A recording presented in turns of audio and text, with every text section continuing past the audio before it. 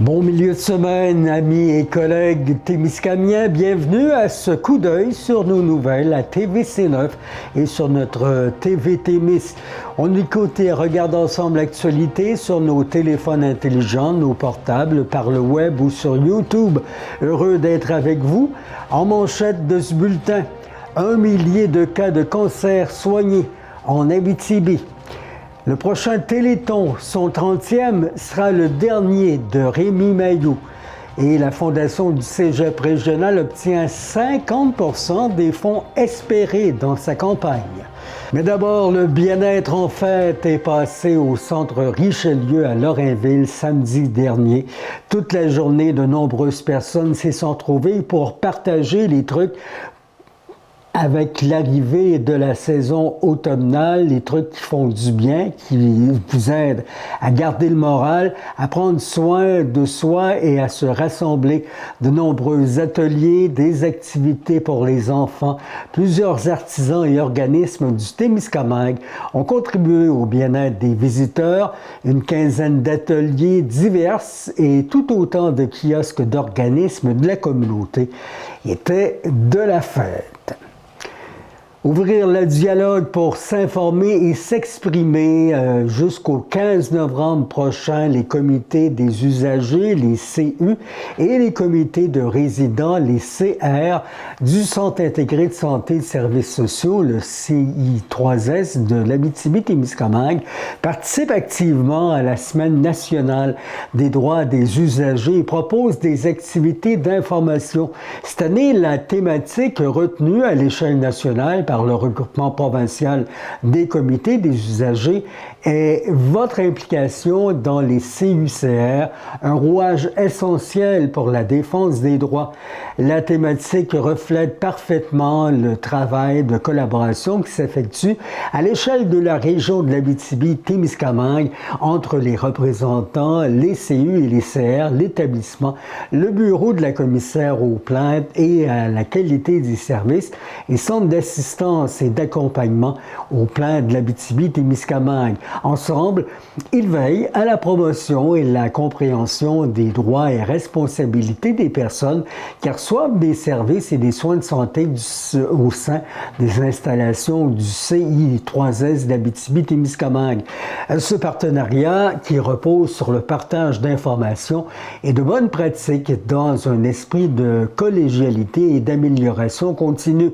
Une collaboration guidée par une volonté commune d'améliorer le bien-être de la population. À travers cette semaine de sensibilisation, le CI3S d'Abitibi-Témiscamingue réaffirme son engagement envers la population et son droit fondamental à des services de santé respectueux, accessibles et de qualité. L'établissement reconnaît l'importance d'un accompagnement actif et d'une promotion constante des droits des usagers. Dominique Brisson, commissaire intérimaire aux plaintes et à la qualité des services, rappelle que lorsqu'un usager ou son représentant vit une insatisfaction, il est invité à exprimer ses préoccupations à travers l'établissement. Il peut demander au comité des usagers ou au comité des résidents une assistance pour l'expression de ses insatisfactions. Lorsque l'insatisfaction persiste et qu'il souhaite formuler une insatisfaction ou souhaite déposer une plainte, il peut s'adresser directement au bureau de la commissaire aux plaintes et à la qualité des services. Le centre d'assistance et d'accompagnement aux plaintes de l'Abitibi-Témiscamingue peut également être sollicité pour assister et accompagner l'usager ou son représentant dans son démarche de plainte. 3 ans après son ouverture à Rouyn-Noranda, le Centre de radio-oncologie régional célèbre une étape importante. Plus de 1000 patients de la région y ont reçu des traitements depuis 2022, dont la moitié pour des soins curatifs et d'autres pour des soins palliatifs. Chaque année, près de 450 personnes bénéficient ainsi de traitements spécialisés sans avoir à se déplacer vers les grands centres. Cette offre de soins de proximité contribue à améliorer la qualité de la vie des patients et de leurs proches, tout en consolidant l'expertise régionale en cancérologie. Ce succès est le fruit du travail concerté d'une équipe multidisciplinaire engagée technologues, infirmières, physiciens médicaux, agentes administratives, radio-oncologues, travailleuses sociales, nutritionnistes, direction adjointe et de nombreux partenaires du CIS d'Abitibi-Témiscamingue. Grâce à leur dévouement, les usagers bénéficient du traitement de haute qualité et d'un accompagnement humain et bienveillant directement dans leur milieu. Le CIS régional poursuit ses efforts afin de proposer une offre de service qui répond aux besoins de la population et renforcer l'autonomie régionale en cancérologie. Soulignons que grâce au partenariat avec la Fondation Santé de Rouyn-Noranda, le Dr Jacques Paradis, la Fondation hospitalière d'Amos, de Val-d'Or, ainsi que Mission Tournesol, les personnes qui ont des traitements au centre de radio-oncologie ainsi que leurs accompagnateurs médicalement requis peuvent bénéficier d'un hébergement à prix modique. Et allons au Téléthon. Les bénévoles qui ont déjà entamé leurs travaux, toujours nombreux et fébriles, ils ont hâte après les fêtes, alors que les artistes et les animatrices et animateurs monteront sur scène pour solliciter les donateurs au petit écran. Tout un travail pour amasser les fonds qui servent tous les ans à offrir de l'équipement et des soins aux enfants et adultes qui peuvent ainsi améliorer leurs différences. Tout un travail aussi pour ces gens d'affaires qui participent à la levée de fonds. L'un d'eux, Jean-François Moreau de Moreau Électrique, est revenu sur son rôle de président d'honneur de l'an passé avant de présenter le président d'honneur de cette année en parlant aux personnes qui assistaient à la conférence de presse jeudi dernier. Voici M. Moreau. Les bénévoles, c'était impressionnant. Je ne pensais pas que Rémi avait autant de famille. Mais les gens sont impliqués depuis plusieurs années. C'est impressionnant. Il y a des gens à 5, 10, 15, 20, 25 ans. C'était vraiment un privilège et je laisse le privilège et la chance à mon ami Eric Beaupré pour les suites. Bonjour tout le monde, juste une petite parenthèse. L'année passée, quand Jean-François était dans sa besoin que tu donnes, puis tu m'appelles pas que ça soit ton tour. Je ne pensais pas que ça allait arriver si vite que ça. Mais c'est ça, je suis. Bonjour, je me présente, ceux-là qui ont je pense que j'ai pas besoin. Éric Beaupré encore, mais Technosol. Je suis vraiment honoré d'être ici parmi vous aujourd'hui. J'ai quelques mots pour vous dire. Des fois, j'avais un speech que Caroline a tout préparé, mais des fois, je pars à la tête. C'est ça. Fait que je veux juste. OK, bon. Quelle belle organisation, sérieusement. En fait, c'est David Bradley, on était un panel minier, David qui est administrateur. Au printemps, il me dit Hey, j'aimerais ça t'inviter à manger avec mon chum Rémi. Moi, Rémi, je ne le connaissais pas. Je le connaissais de tout le monde connaît Rémi à Rouyn-Noranda. Je dis oui, mais je suis vraiment occupé de David là, présentement. C'était fou mon affaire. Il dit viens quand même. Alors, on est allé manger au Saint-Hubert, on s'est rencontrés sur l'heure du dîner. Puis, sérieusement, j'ai été conquis à l'instant même. Ça a été un fit instantané. Rémi, Caroline, j'ai dit wow, OK, là, c'est une super organisation. Puis là, ils m'ont fait visiter la ressource. Là, j'ai vu l'équipe en arrière. Sérieusement, je ne suspectais pas ça. Je ne savais pas ça. Je connaissais mal la ressource et j'ai été je sois agréablement surpris quand on regarde le conseil d'administration de tous les partenaires. Je savais que c'était une organisation bien établie, mais je ne pensais pas à tel point. Et qui fait beaucoup. Et ce qui me séduit aussi, c'est que ce soit en région. Ça, c'est pour une personne qui a à cœur le développement régional, que ces fonds-là soient destinés à des gens de la région, ça m'a beaucoup parlé. Alors, wow pour l'organisation. C'est dans l'ADN aussi de Technosoft de s'impliquer. Alors, c'est pas juste l'argent. Souvent, on demande à nos gens de s'impliquer dans des organismes locaux pour faire grandir notre communauté. Alors, c'est un choix que je fais. Et sérieusement, tu sais, Rémi, 500 000, l'objectif, mais je sais que c'est pas ça qu'il veut. C'est beaucoup de pression, c'est correct, je trouve ça le fun. Par contre, il me dit, Éric, il faut avoir du fun. Et c'est ce que je souhaite. J'en ai déjà. On en a eu pas mal cette semaine à tourner notre futur, notre capsule. On a bien rigolé. Fait que ça part bien. L'espoir, on l'a vu sur le tableau tantôt. Moi, j'ai de l'espoir, j'ai un objectif, puis Rémi, je vais tout faire pour le battre, cet objectif-là, je le promets. La ressource des coordonnateurs au Témiscamingue, il y a un jeune homme du Témiscamingue et sa mère qui contribuent à amasser des sommes d'argent pour notre partie de la région au Téléthon. Étienne Maillé et sa maman Julie Roy coordonnent les activités du Téléthon de la ressource pour personnes handicapées au Témis, un secteur tout aussi généreux et prêt à affirmer son intérêt pour aider ceux qui donnent et bénéficient du coup de pouce nécessaire. Témiscamingue, faire fonctionner le Téléthon, comment ça se passe? Je vous dirais que d'année, c'est ma 3e année. Depuis le tout début, c'est assez facile de recruter les bénévoles pour chaque municipalité.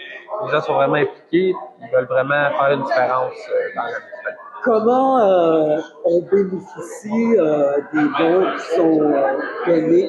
Il y a une population handicapée assez élevée dans notre secteur? C'est quand même une bonne question, mais je crois que oui, dans toutes les régions de l'Abitibi-Témiscamingue, il y a une demande quand même assez forte. À ce niveau-là, autant handicap physique, mental, les déficiences, toute forme d'handicap est bienvenue comme membre du Téléthon. Comment ça se passe quand on parle au Téléthon? Comment ça se passe dans les différentes municipalités? C'est vraiment bien. En fait, on a une bonne coordination entre municipalités afin d'avoir le plus de dons possible. Il y a vraiment une entraide collective qui se fait entre municipalités. Les bénévoles se font de plus en plus rares. On le voit dans plusieurs activités.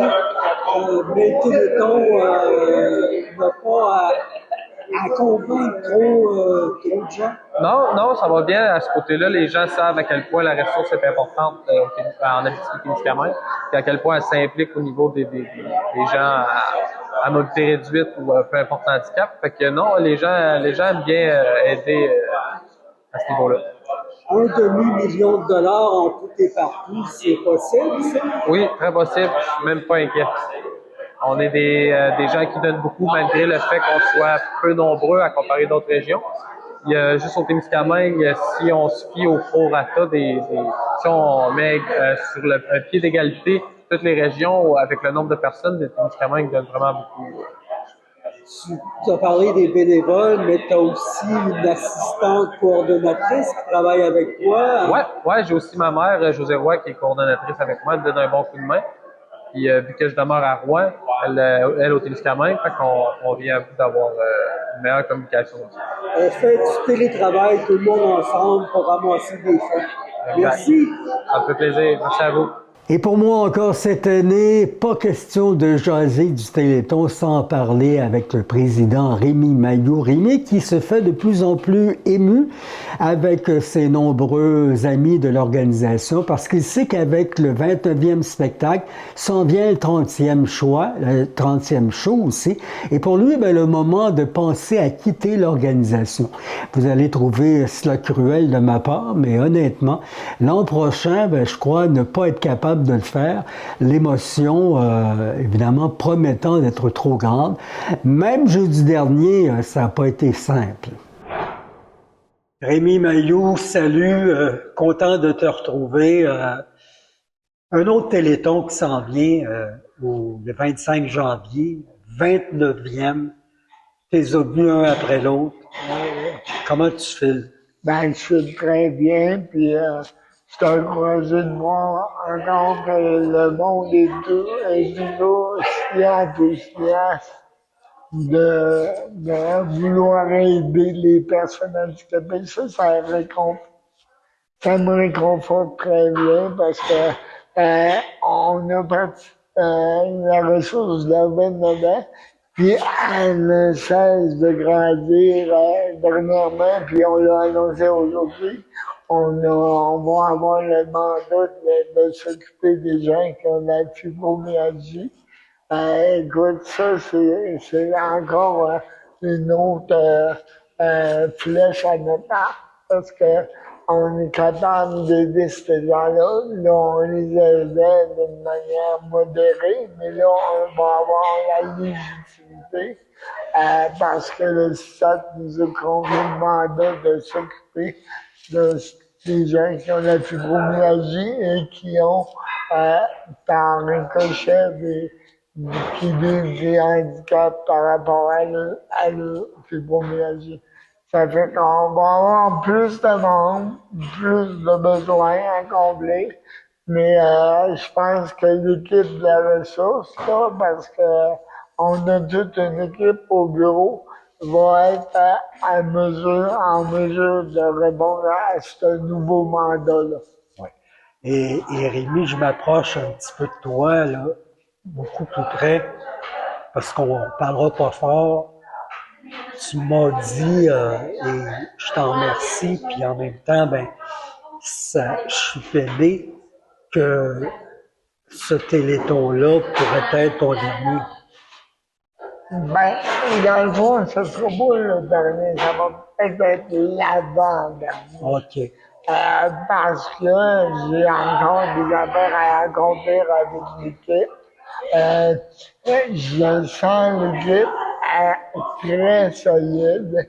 Et puis, je veux être là encore quelques années pour les seconder. Mais le 30e... Le 30e, ça devrait être le dernier là, que je vais m'occuper là officiellement. Mais écoute, la ressource, ça fait partie de mon ADN. Mm-hmm. Ça te coule dans le sang. C'est ça. Avec l'âge, on peut plus être aussi vif. Ben, pas vif parce que là-dedans c'est vif, mais le corps il suit moins vite. Ouais, on peut pas cacher nos difficultés. Ah non, ça c'est bien dur à cacher, mais on vit bien avec ça. On va dire, moi je me dis, j'ai été chanceux d'être capable d'aider le monde, puis d'aider le monde avec le monde, parce que je peux faire ça tout seul. Là. J'ai eu plein de gens qui ont aidé la ressource autant financièrement que de l'aide physique, puis de l'aide morale, puis de l'aide... Écoute, on a accompli en Abitibi-Témiscamingue du nord du Québec un organisme qui devient emblématique, puis un organisme qui couvre une diversité de programmes, là, on est large, là, on va de la santé mentale à la fibromyalgie, à la paralysie cérébrale, à la déficience visuelle, déficience auditive, déficience intellectuelle, on en couvre assez large, puis effectivement, il fait pas ça tout seul. Il y a toute une équipe en arrière de lui pour donner des services efficacement. Puis on travaille aussi avec les gens du réseau, les gens du communautaire. Ça fait à gang, ça fait un beau filet social. Ben, Rémi, on te laisse te lancer dans le filet, puis rebondir de là encore quelques mois auprès des gens de la ressource et de ceux qui en bénéficient. Heureux de t'avoir parlé encore, Rémi. Merci, donc. À la suite du dépôt par le gouvernement du Québec de la planification pluriannuelle de l'immigration 2026-2029 et du plan d'immigration 2026, une coalition d'acteurs régionaux d'influence se mobilise dans la région. Les principaux leaders économiques de l'Abitibi-Témiscamingue, les leaders éducatifs et territoriaux de la région réagissent d'une seule voix. Le plan présenté qui ne reflète pas les réalités vécues, dit-on, sur le terrain, malgré les recommandations claires formulées par la région lors des consultations publiques. Le gouvernement qui annonce une baisse du volume global d'immigration temporaire et permanente pour la période 2026-2029 au nom d'un rééquilibre entre besoins socio-économiques et capacité d'accueil. Les partenaires régionaux prennent acte de ces orientations, mais réitèrent que toute planification doit s'appuyer sur des réalités territoriales pour préserver la vitalité et la prospérité des régions comme l'Abitibi-Témiscamingue. Le comité régional en immigration avait déposé un mémoire étoffé et pris part activement aux auditions de la Commission des relations avec les citoyens, réitérant la nécessité de territorialiser la planification de l'immigration afin d'adopter les politiques publiques aux réalités démographiques, économiques et sociales propres à la région. Dans un contexte de rareté structurelle de main-d'œuvre, l'Abitibi-Témiscamingue qui fait face à des défis démographiques et économiques majeurs qui menacent sa capacité à croître et à maintenir ses services essentiels, avec un taux de chômage de 4%, 37% plus faible que le Québec, et l'un des taux de postes vacants les plus élevés de la province.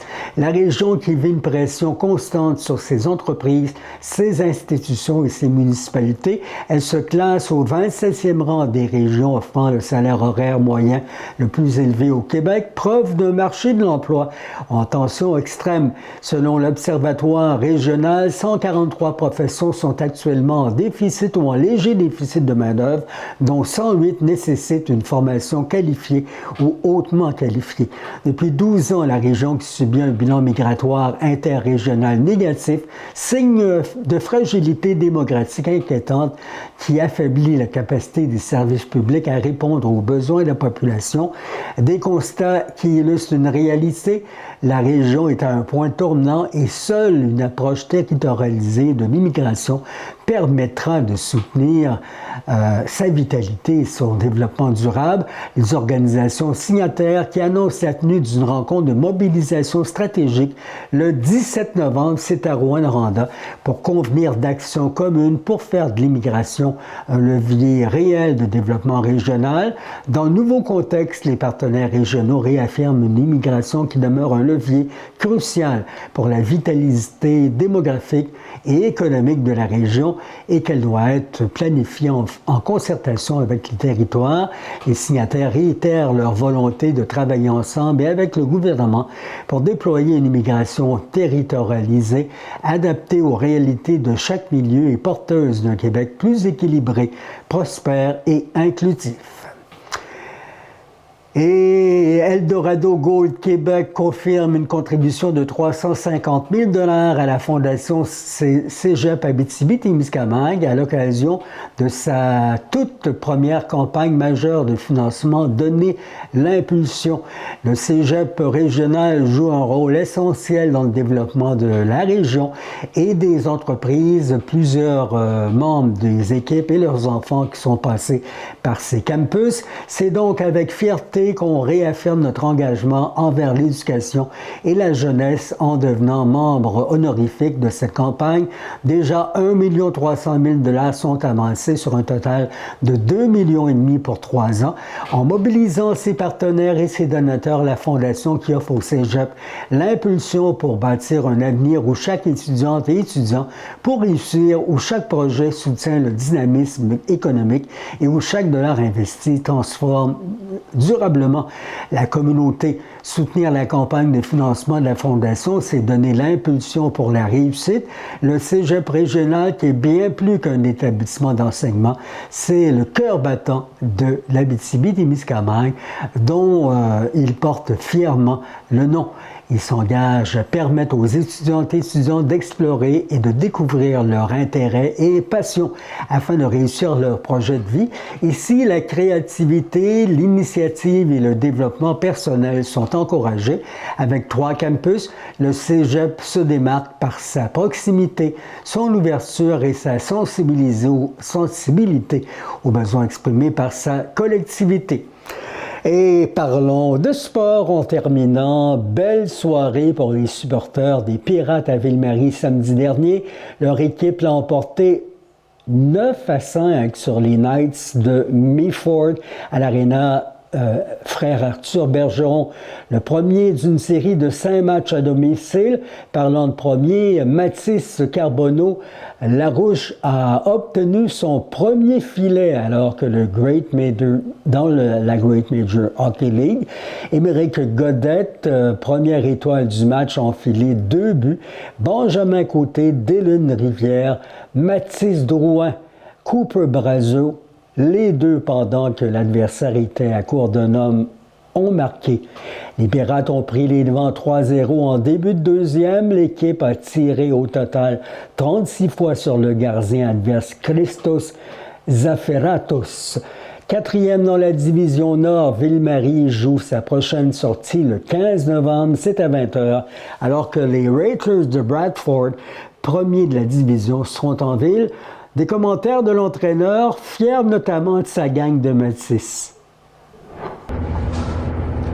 Marc-André, est-ce que la saison qui commence est à l'image du repêchage, c'est-à-dire que ça fit, puis le dessin, c'est quasiment le même que tu espérais? C'est différent un peu, c'est sûr. Je suis content quand même que la plupart des joueurs qu'on a repêchés se sont manifestés, ils sont venus, comme William Arsenault justement, qui a commencé à Valleyfield puis qui est venu à Ville-Marie. C'était un gros guest qu'on prenait, mais on est content de l'accueillir avec nous parce que c'est un joueur d'impact. Par contre, pour le reste, c'est toujours difficile à deviner d'avance, surtout au repêchage, parce que faut s'entendre que le repêchage qu'on a fait au printemps, il y a plusieurs joueurs qu'on va voir, mais plus tard dans les prochaines années. Mais des joueurs comme Mathis Drouin qu'on a repêché cette année, Loïc Fortin qu'on avait repêché dans les années précédentes, ben, tu vois tout de suite là, qu'il commence déjà à avoir un impact avec l'équipe. Fait que là-dessus, on peut être content. Puis t'as des Mathis qui en fait le début, pas à peu près, des trucs du chapeau. Je vois ça là, dans les sommaires de match. Ça a fourni, là. Oui, j'ai des Mathis en masse. L'année passée, j'en avais 7. Là, cette année, j'en ai 5. Donc, c'est sûr que Mathis, c'est un prénom qui revient souvent. Mais blague à part, Mathis Bernard, un de nos vétérans, c'est sûr que c'est notre meilleur pointeur présentement. Puis, il marque beaucoup de filets puis il fait beaucoup de points. Donc, on est bien content de sa production. Mais tu sais, il n'est pas tout seul là-dedans. Il joue avec un Dylan Rivière qui joue de l'excellent hockey pour nous. Ceux qui le connaissent, tu sais, Jordan Rivière, c'est lui qui avait notre record pour le nombre de buts dans une saison. Fait que ça, c'est son jeune frère là, qui vient finir son stage junior avec nous. Fait qu'on est bien content de l'accueillir. Puis il joue un peu comme son frère, quoi. C'est 2 styles très différents, mais ils ont le sens pour le filet, les deux. T'sais, on peut dire que les deux, c'est des joueurs qui font des statistiques, mais c'est sûr qu'ils ont leurs différences un et l'autre. D'accord. Des matchs qui se sont joués à la maison dans les dernières rencontres. On est content de retrouver les partisans et les partisans qui frissonnent un peu, mais qui sont là quand même. Oui, c'est sûr qu'on est content de retrouver nos partisans. Surtout là en novembre, on a beaucoup de matchs à domicile. Donc, c'est le temps de se créer un momentum. On va avoir des beaux tests aussi. On va affronter les Rattlers prochainement. Wasaga Beach, on va les accueillir à nouveau. Donc, on a hâte de voir là, ce que ça va donner. Les Rattlers, cette saison, on les a battus une fois là-bas. Quand on les a accueillis ici, ça a moins bien été. Il manquait quand même des éléments importants. Mais on a hâte de voir là, quand on va se mesurer au meilleur, qu'est-ce qu'on va donner. Puis ça va être des beaux tests là, en novembre, c'est sûr. Car à un moment donné, on doit s'arrêter. C'est le moment pour mieux se retrouver vendredi. Nous vous laissons vaquer à vos affaires. Et si vous souhaitez nous les partager, notre télé communautaire peut être jointe à journaliste@commercialtemis.tv. Ça a été un plaisir de vous lire les histoires d'aujourd'hui au Témis. À bientôt, tout le monde.